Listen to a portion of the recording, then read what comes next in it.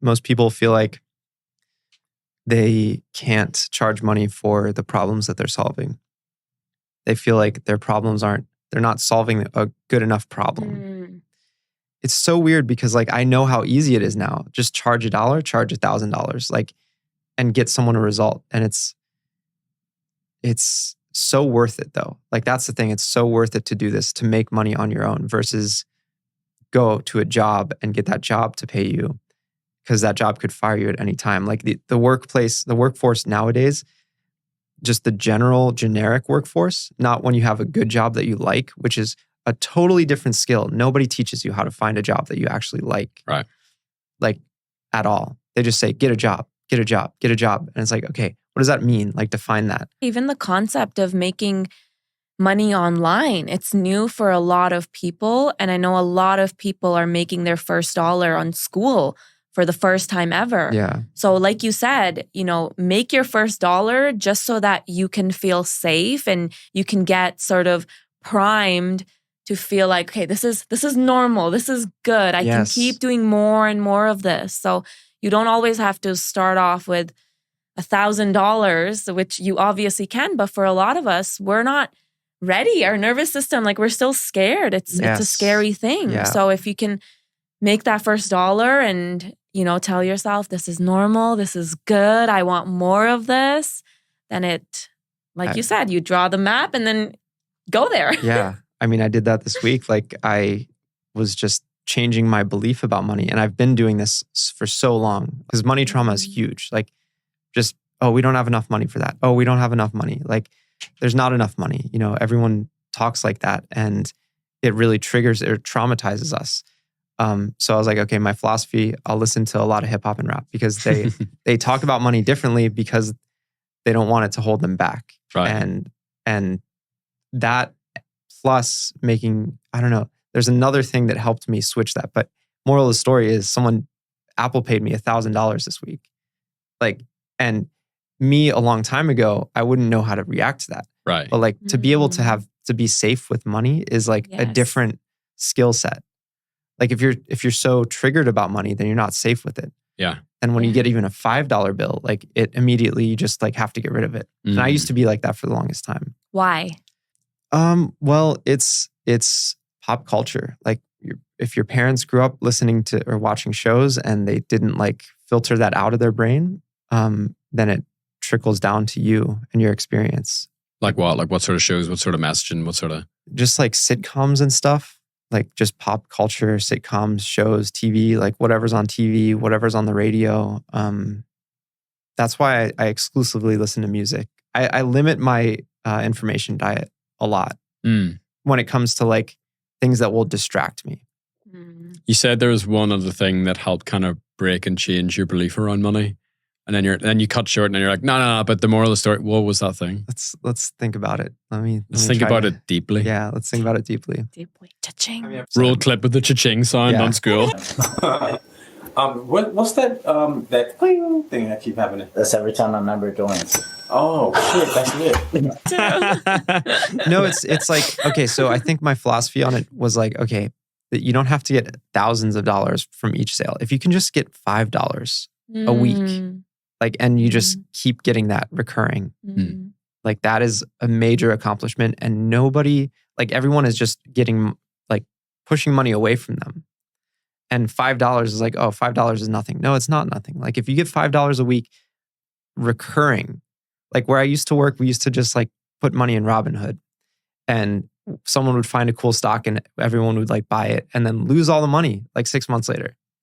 So investing your time in doing Skool affiliates and getting that every month, like getting $500 a month and then doing that every single month, like it's unreal what that does for you. Yeah, and it's an energy, that energy exchange. Money is a physical thing, but even online now, like it's just numbers. Yeah. It's numbers. And what type of exchange do you want to Zeros and ones. Zeros and ones, binary. Yeah. Exactly.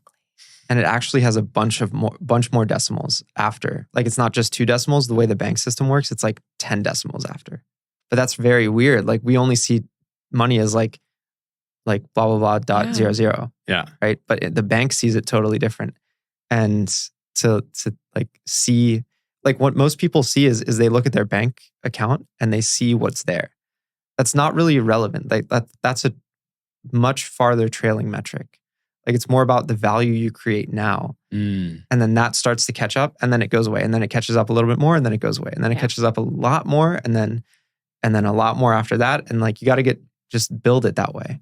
It's actually a really good point. I was listening to a rap song. Who was it in the airport yesterday? It's like Andy Mineo. And he says like, money don't grow on trees, but it grows on me because I go through seeds in the ground.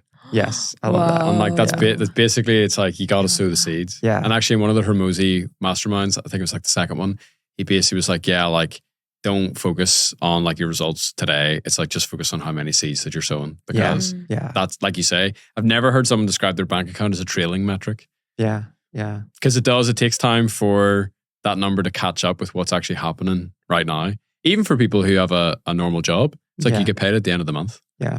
So that's interesting. And like when I look at you, I see someone who, like, you're just going to keep adding zeros on what you're doing. Yeah. I feel like in quite an accelerated space of time. Like I think in 1 year's time, like you're going to be like almost like shell shocked at where you're going to be. Because I just see that. I see the trajectory that you're on. That's why I wanted to talk to you, because I'm like, I feel like this is just on the graph where it just starts to go like, yeah. And I feel like you're going to end up here.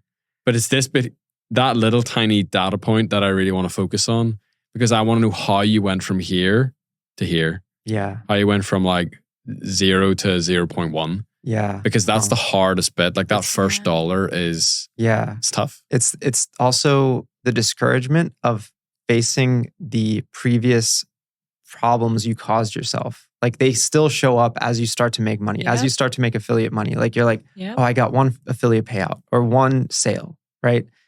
Like one $39 thing hit my account this week. But then a problem you caused yourself maybe a year or 2 years ago shows up and you're like super discouraged. And I see a lot of people, they get so discouraged that they don't continue. And that's the big problem, because like you just go through those, like block all the calls that are calling you, like debt collectors or like distractions or other people who are trying to sell you on other things, and just focus on just creating that like continual dollars coming into your account. And not just that, even your childhood belief systems. And in the beginning, we were talking about, I've learned the most about myself through entrepreneurship, through making money online, is because I've had to face all my BS, all the childhood, scarcity mindset, and living in a very impoverished, growing up in that environment. Your nervous system, my nervous system was not ready for making money online. Are you guys both first generation, or are you second generation Americans? Oh, I know you're from Canada, but half. Excuse me. Basically, parents are from India. I was also born in India. Oh wow! Yeah, my parents migrated to Canada when I was 6 years old. And your dad? My dad came here when he was 18 in like 1980s. And where's he from? Iran, the south of Iran, in like an oil refinery city. He like drank a bunch of oil when he was like little, and the British soldiers like saved him. Really? Yeah, I wouldn't be here if he was like. Oh wow! Yeah. Because he was a baby and like he didn't know. Crazy. Yeah. So you guys are both coming in with that mindset? Yeah. With your money? Yeah. And even to this day, there's moments where when I'm making decisions, it's from a very deficit place. And awareness is key. Recognizing first that, okay, this decision, I get to be abundant. I get to make this decision from a expansive point of view rather than constricting myself. So that's like the first step, is that awareness that, okay, I'm in a deficit mindset right now. How can I change this so that I can make a decision that's a lot more abundant? Nav is really good at that. I just like make it up as I go along, but she has she knows how to actually do it. Like, thank you, Bijan. Yeah. Like, and I'm jealous because I need to know how to actually do it. I just make it up based off like listening to rap and listening to like just, I don't know, other things. But you like have read it and studied it, which is impressive. Also, just my experience, trial and error. Okay. here's how my brain's operating. Here's how I made the decision. Did the decision align with what I'm trying to create for myself? Yes or no? So thank you. Yeah. But the business model is a fundamental shift to the way most people approach wealth and value creation and money. Because I don't want to like start getting into matrix sort of language, but like most people, they do some work for one time and it pays them one time and that's it. And then the next day they need to go out and they need to find something else to catch. That's kind of like the hunter-gatherer, like that's the survivor mentality. What you're talking about with monthly recurring revenue on Skool, with your communities and your affiliates, it gets bigger every single month. So it's like it starts off with, I'm going to do 40 for like easy maths. It's like 40, then it's 80 the next month, and then it's 120, and the next thing you know, it's $400 a month, and it's $800 a month, and then it's $1,600 a month, and then it's $3,200 per month, and then it's $10K per month, and then it's $20K per month. So all of that work, all that hard effort, that you put in, it follows you, and that's crazy. Yeah, and as long as you just fix that thing where you're like getting rid of the money, like you fix that, and you just realize. That's why I bought a stack of like fake $100 bills. I have like I remember 30 that. grand in like fake $100 bills. And I would sit it just on my desk and I would just look at it and I'd be like, I know this is real, but it's not real. Like I can't use it.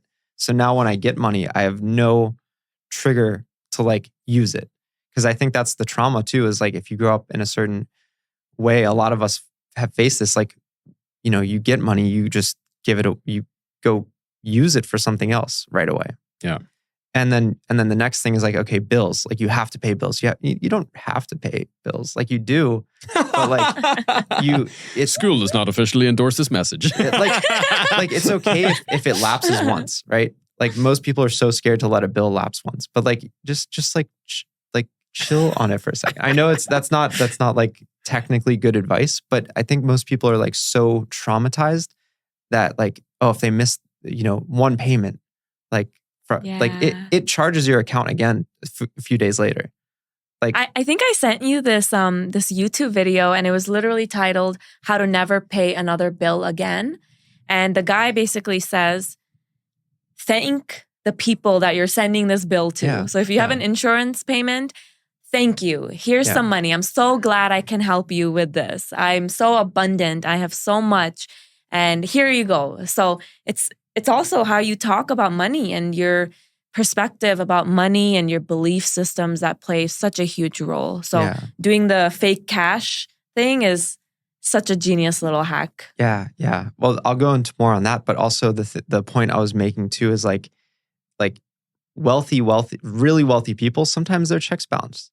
Like it went to the wrong account. Like you don't have to go feel like super anxious because, or like rejection sensitivity disorder. I think that's a big thing. Yeah.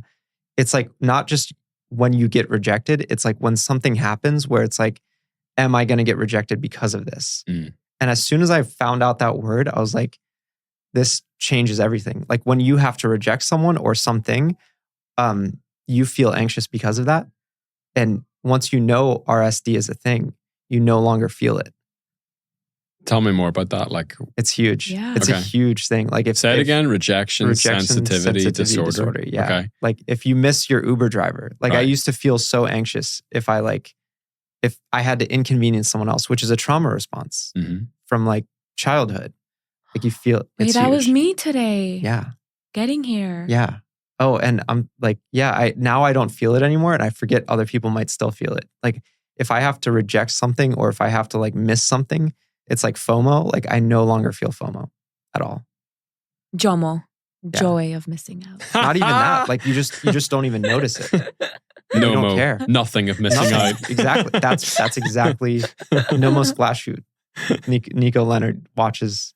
That's a good watch. Shout out to Nico. Shout out to Nico. Get Nico on Skool. He would be amazing on Skool. I'm trying. It's Nico. I'm gonna meet him. Nico. Oh, really? Sure. Nice. Yeah, he's a friend of mine. He's cool. Nico is amazing. I can't wait to join his community and laugh for like ages. That fake cash idea is kind of interesting. You know, in like a very old Sam Ovens video, whenever he still lived in New York, he has this big motorcycle and he would keep it in his apartment. Isn't that at HQ? Yeah, it is at HQ. Yeah. That's so cool. Seeing. All the relics each Skool HQ is kind of like a museum. Yeah. Like every single thing there is like there's a lot of intentionality behind all of it, and everything has a story, which makes sense. But the story behind the motorbike was like Sam wanted it to be near his desk because he wanted to be around expensive things. Yeah. Because it would make him feel like there's an abundance of money. Yeah. And I heard Daniel Priestley, he's a guy in England, he talks about like his sales mentor told him, like asked him like, how much money do you have in the bank? And he says like $3,000. He says, I want you to withdraw all £3,000 and like walk around with it in your pocket. Yep. And he was terrified. He's like, I have my whole net worth like in my pockets. Yeah. The reason why is because he wanted to feel like the actual physical weight of the money in the pocket. Because if there's anything that he came across, like a lunch or if he saw a watch in the window, he's like, I could buy that right now with the money that I have in my pocket. And the reason the sales mentor asked him to do that was because they were selling things that were like $3,000. He's like, if you're talking to a customer and you think $3,000 is a lot of money, it's going to be really hard for you to ask them from that because you literally will like, you will shrivel up and die inside about asking that from somebody else. When you just said, take all the money out of your account, something happened in me where I'm like, I don't know, this doesn't feel good. This is not financial advice, by the way. No, it's not, but it's a good, that's why I use the fake cash thing because it's not, there's no risk. It was like $29 to buy it, which was expensive. And if it's an energy, then even if it's not real, there's still that energy and it's how your subconscious views money. Yeah. And you're not afraid of it anymore. Like for sure, like if I got $100, I would get rid of $100 right away. But now I just have no sensitivity towards money. Like it's just a paper. And it's so weird that I guess it makes sense that we're talking about this a lot because I think about it a lot, even though there's like certain just internet people that talk about this that I don't want to associate with.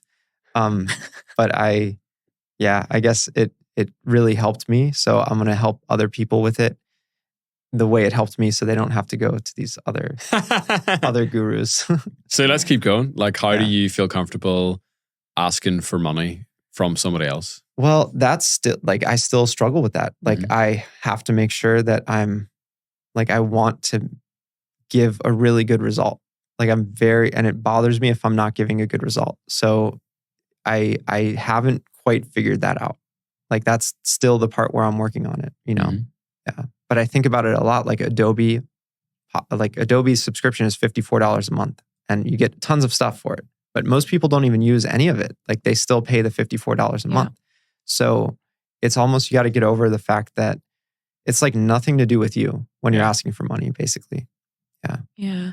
I like how you said just be, I don't know if you use the word neutral, but that's how I've really been trying to be with money is just, it's neutral. It's there.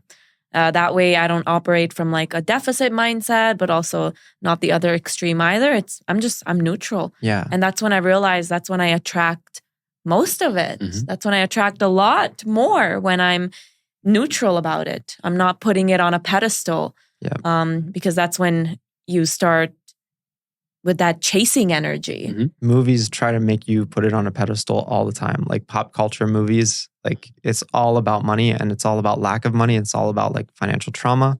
So you got to do like an information detox for sure. So how did you start to make money via Skool communities? How did you get people into these communities? What did you do for them? I did whatever I could. Like even if they joined for free, I would do whatever I could. And then I would be like, okay, this is not a fair energy exchange. So I was like, okay, if I could charge something, like would it be $39 a month? And that's a whole different subject because it's like, it is worth, like if you can set up a Skool community, that's worth $5,000 to someone. Sure. But for someone else, it's not. But also who do you want to like spend the time setting it up for? Yeah. How do you decide that? Who you want to work with? Well, you realize that like who's serious? Like who's actually there to set up a community that's going to have results. And that's who I'm trying to seek out now. Yeah. Unless you have all the information and you've like organized it in a way where you can sell it low ticket to a massive amount of people. That's the goal, the ultimate goal. So if you do like a breakdown of like the different ways you're making money on Skool, how did you meet these people? Where did you find them? Just networking, the streets. Like in school, networking in school. Cause like I'm on Skool all the time. Like that's the first app I open on my phone. So how do you network with someone on Skool? Just being weird, being myself. Like, I'm weird. I can talk to anyone, anywhere, all the time, all day. Like, Okay. So you interact with them, you be weird / be yourself. Yeah. Just go into places you wouldn't normally go. Like go into comment sections and to like threads you wouldn't normally go in. You'll find people to connect with. Like you'll be surprised. Like click on everyone's profile, join a few different random communities. Like don't just go based on what you're interested in. Go based on like realize it's not about your interest. It's about connecting with people and everyone has different interests. Yes. Yes. I know in the beginning, I think this is something I've picked up from other social media platforms, not to, like if someone will pitch me and they'll be like, hey, come join my community, before I'd be like, no, this feels weird. But if I've had a conversation with them before and they invite me to their community, it's yes, like that's what community is. Yes, I want to know more about you. Yes, I want to learn from you. Yes, I want to know what you have to offer. So yeah, I don't know where I was going with that. That's but good. Like that's really important. If someone just cold pitches you and says, join this for this, like just become someone's friends first. It's like, it's 5 DMs exchanged and then you can offer your community. But you can't wait 5 DMs. Like you can't be like, hey, like cool profile photo. Like just strike up a random conversation. Yeah. Because I remember Bijan was actually one of the first few people that I met on the platform. And you helped me a lot in just taking action and just doing it and, figuring it out as you go. So thank you. You were a lot, you helped a lot. And I even remember when we did 100 million offers together. Yeah. Like we'd hop on a call and we'd read together and actually take action on the things. So shout out Alex Hermosi. Like we were like, I made a post like, who's going to read this in the next week? Like, let's read the book in the next week. And then me and Nav would like get in. I still haven't finished it secretly, but I finished like it. 70% of the way through. But we like did a lot of it on a few calls that week. Yeah. Oh, She had the PDF up and I was like, you guys were school friends? We Yeah, were school we were. friends. Yeah, You still are? We still are. when And you were it's in crazy Toronto, to be here with you in I person know. now. It's so surreal. But it feels like I've already known you too. Like it feels like I've already known everyone. Yeah. Like meeting you guys in person didn't feel like, oh, it's the first time I'm seeing you in person. For sure. Yeah, except for you, the back of the neck thing. Yeah. It's like, That's so funny though. That's the back hilarious. of the head, you never see anyone's back of head or legs from school. So there's not going to be any leg reveal today. Yeah. But if you stick around to the end of the episode, we might do a back of head. Actually, we have a Bijan community for that. reveal. So how do you actually go from friend to collaborator or customer? Well, that's interesting. That's an interesting question because it hurts to charge like your friends for things unless you're. So it's not like my mentor said. My job isn't to be your friend; it's to make you money. Mm-hmm. Like Mike said that to me, and like he wants, he has big aspirations for me making money, and then he's like, then we can be friends after I got you the result. Mm-hmm. So I have a little bit of an attitude like that. Mm-hmm. Like if sometimes I'm abrasive or anything, it's because I see you making, like I see that person that I'm talking to making 10K a month on Skool because I know that they have the knowledge to do it. Right. Yeah. What do you currently do? Like helping people out with? Just messaging and where to put the messaging and where to put the copy and how to tweak the copy and where a headline should go versus where, the hook should go versus where the description should go. Yeah. So you're writing? Yeah. Writing. Very cool. Yeah. /ghostwriting. Skool.com/ghostwriting. Ooh, you got the URL? Yeah. Cool URL. Spooky. Yeah. I like it. It was cool because like Sam released all those archived ones and I was like, wait, no way this has been available this whole time. But it was just because... That was me. That's actually why I started the book club. It's because I saw the URL was available. Oh, which URL did you grab? Skool.com/book club. Whoa. Join. We have a school book club. Very interesting. Join us. Very cool. So why do you think Skool as a platform, how is it different to other social media apps that you use? The people on it, like that's it. The ability to connect with people in a different way. And it's not even, it doesn't even make sense because it's not that Skool itself facilitates that higher level connection. But like, look, we're here in person now. Like you use Skool and then you get on Zoom with people or you get on Google Meet with people. And that's where the real connections are. But like, other social media apps would be like, you have to do it on platform. You have to, but like we're building it now without forcing people to stay on the platform. Instagram makes you stay on the platform. When you click like search for like someone to DM, it makes you accidentally click their Meta AI thing. And it like they want you to use AI on their platform, just because it's eventually going to make them more money, theoretically. Ty Lopez, I love Ty. He said something funny about this. He was like, as soon as you see like a founder start being a DJ, like they make $100 million and start being a DJ, or like Mark Zuckerberg, he's like all obsessed with the metaverse. You know that he's like tuned out of the company, and that's funny because like if you're in the Meta updates channel on Instagram DMs, he's just like doing goofy stuff now. Like he's so checked out of the company. Bro, apparently. he's looking good. He's like got like a drip about him now. His hair's looking part cool. of it. That's part of it, I Ty? think. No, Mark Zuck. Mark Zuckerberg. Oh, Mark Zuck. Yeah. I haven't been up. Have you seen that meme where it's like he went from Mr. Steal Your Data to Mr. Steal Your Girl? Yeah. Oh, really? Oh, now it's like interested. You need to show me how he looks. I'll show you that meme. It's so funny. There's a bunch of funny ones right now. But yeah, he's invested all that money, I guess. I don't know. It's funny. It's hilarious. It's so weird because Skool helps you read the other social platforms being built and being changed. What do you mean by that? Because you're so close to it as it's being developed right now. Just being a user of the platform, you can see how really small the world is too. Yeah. Super small. Yeah. Very, very, very small. Very small. I mean, you fly into Vegas, you see all these houses and the sprawl and everything, but you gotta like, that's an illusion almost. Like it's not really that big. Yeah. Yeah. So I've been on a "that's what she said" jokes. I would have. You can take this out. I would have avoided saying that had I set myself up. I just had to. And you're over there like very, very small. I just want to be like, that's what she said. Nah, if you're banned. I understand. I'm going to get Sam the platform ban you. I understand. But it is interesting because like Skool, of course, it's designed for communities. What is community? It's bringing people together. Do you like the little? Yeah. Yes. I feel like Scott's going to hit that. Scott's like, keep the mic steady, please. I feel like the Breakfast Club right now. But it is. And the natural progression of like interacting with people is to, let's hop on a call. And then the natural progression of that is let's hang out in real life. Yeah. But you're bringing people onto a platform where they want to connect.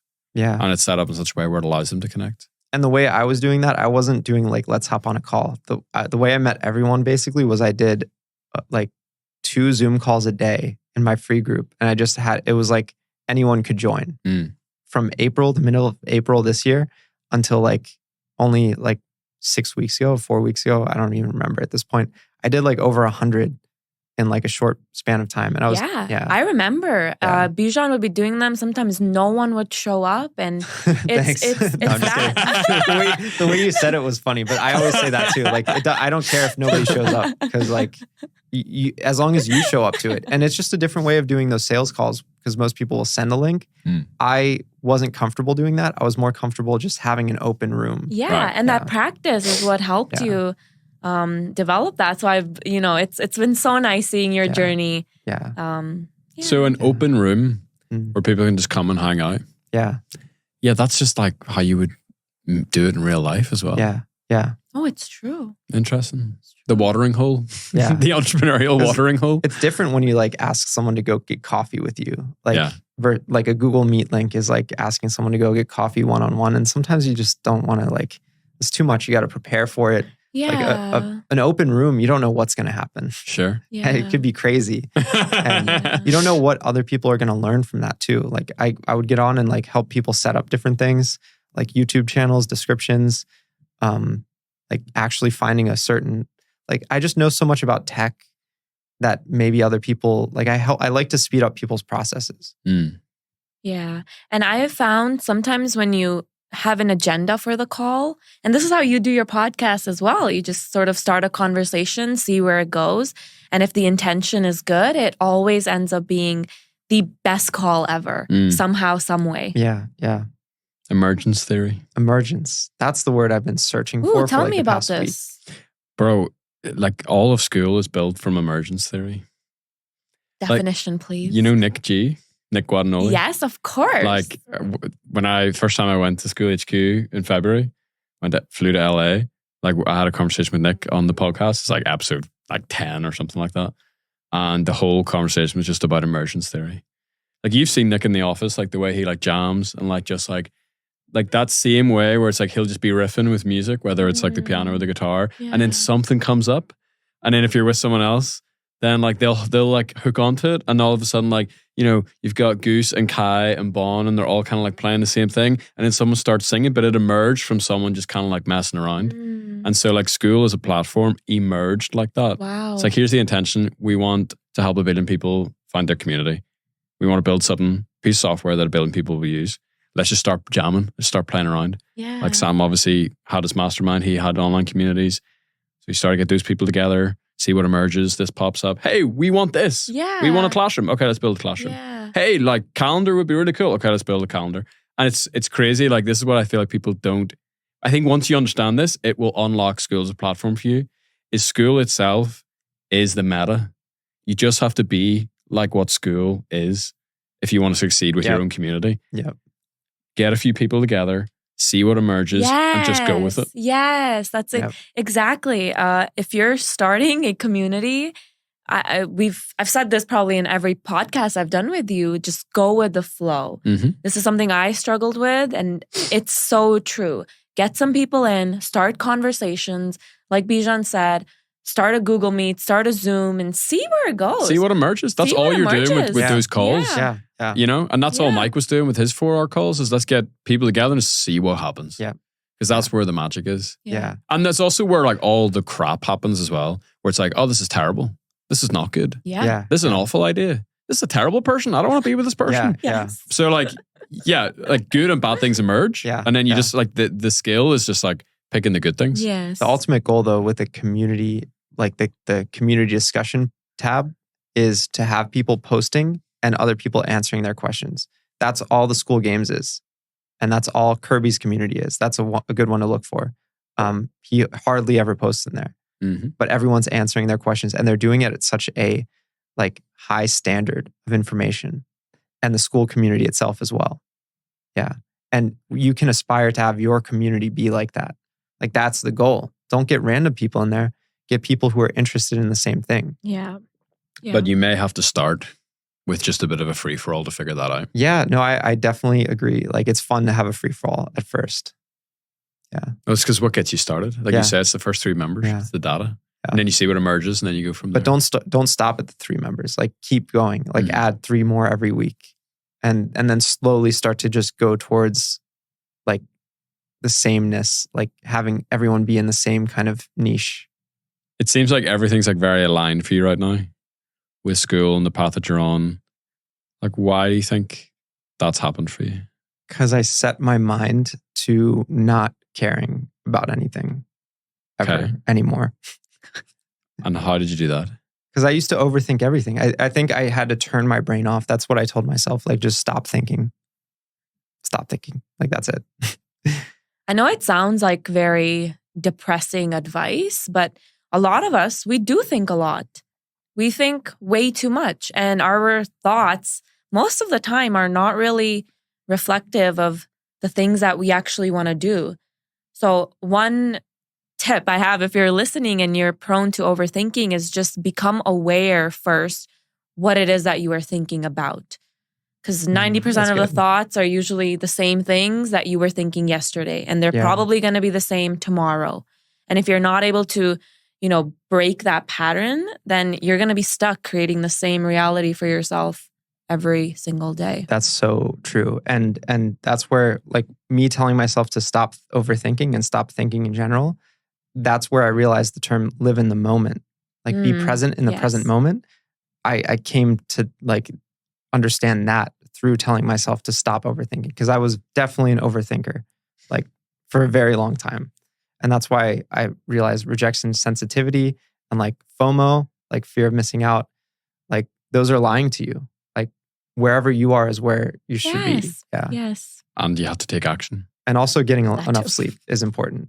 And that. But travel is also cool, and being like living out of a backpack is pretty cool too. Sure. But definitely like people should sleep a lot more. Yeah. Like go to bed super early tonight, way earlier than you normally would. See, we say that, but it never happens. Oh, it Oh, it happens happens for for me. Bijan. Yeah. Bijan goes to bed at 5 p.m. some nights. Are Yeah. you serious? I just that's the fear of missing out thing too. Like I used to stay up and be like, it's oh, true. I'm missing out on all these cool things. Yeah. But you know what's the best thing is waking up without an alarm. And Hormozy does say that too. But waking up without If he says it. I mean, that's the social proof. Like I don't have the social proof to like say that and people listen, but that's just underscoring the So fact. you were stealing a little bit of social proof there. Yeah, exactly. I like that. Yeah. Good style. So let's do this to end. Let's pretend that someone listening to this has just joined Skool, like literally today, and they've just gone on Skool Community and they saw that this post was pinned, and it's the first thing they click on, and for some reason they don't know why they decided to watch it. Wow, that'd be crazy. What advice would you give them for making the platform work? I would say go to the bottom and click to, it's like 623 pages of posts now in the Skool Community. Go back and like look at the beginning, and then like look at the middle, and then look where it's at now, and then look like 2 weeks ago, and just get a general sample of the posts that have been made. Yeah. Whoa. That is amazing advice. Yeah. Bijan's Thank you. brain. Bijan's Yeah. brain. Because that's how I use the platform. I click around all the time. Like I'm just not, I get on there and I just go discover. Yeah, that's it. I just go discover. Like click on people's profiles, click on people's like look at their activity chart. If they make a post, a value post, look at their activity chart. And then look at the communities, and then look at the communities they're in. And those spam accounts, look at the communities they're in. You find some really interesting communities by looking at the communities that those spam accounts are in. So if you need a niche, find a spam account and look at the communities that are. Mark Linda. Yeah, exactly. And That's the main. Linda Graffiti. Linda Linda Graffiti. Yeah. too. Yeah. I love myself and God and my kids. Hello, dear. Hello, dear. Hello, dear. Comment "Hello, dear" under everyone's post. That's the answer. They will love you instantly. Yes, they will. That's oh my God, they will. So many school points. This is School points. no logical way to end this, but I Yeah. just wanted to end by sharing this quote that you shared with me yesterday. And that is, did you know that there are more trees on the planet than there are stars in the sky? No way, I don't believe that. See you next time, guys.